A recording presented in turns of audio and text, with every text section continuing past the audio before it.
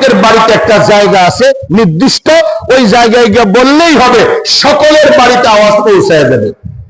তাহলে এই জাতি বুদ্ধিমান না? হ্যাঁ, ওই জামানায় এটা করছে। উদ্দেশ্য কি?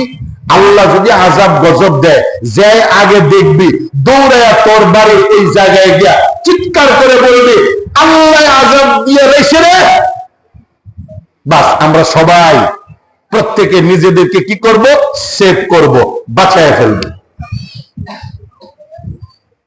আল্লাহ যদি কাউরে ধরে বাঁচার উপায় আছে? আল্লাহ যদি কাউরে ধরে বাঁচার উপায় নেই।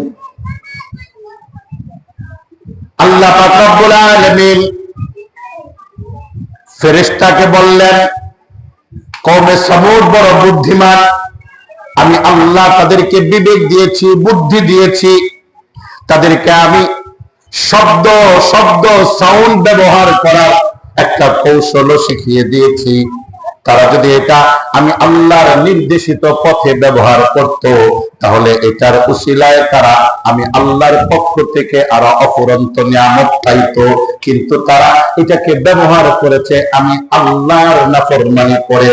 ও ফেরেশতা যাও, যে জায়গাগুলো তারা নির্ধারণ করছে আওয়াজের মাধ্যমে, সতর্কবাণীর মাধ্যমে বাঁচার জন্য, ওই জায়গায় গিয়ে তুমি ফেরেশতার গায়ে আমি আল্লাহ যত শক্তি দিছি সমস্ত শক্তি দিয়ে একটা আওয়াজ দাও।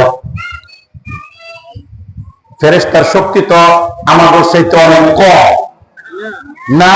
কম। মানুষ যদি চিৎকার করে সেটাই যদি সকলের বাড়িতে পৌঁছায়, ওই জায়গায় গিয়া ফেরেশতা যদি চিৎকার করে, হায় হায় হায়, ফেরেশতা গিয়া যখন চিৎকার করছে আর আওয়াজ এটা ধ্বনিত প্রতিধ্বনিত হয়ে এত বড় হয়েছে যেটা প্রত্যেকের বাড়িতে পৌঁছাইছে এবং প্রত্যেকের কানের মধ্যে আওয়াজ যখন গেছে, এই কানের পর্দা ফাইটা ওই কান দিয়ে বের হয়েছে, ওই কানের পর্দা ফাইটা রক্ত ফিনকি দিয়ে এই কান দিয়ে বের হয়েছে।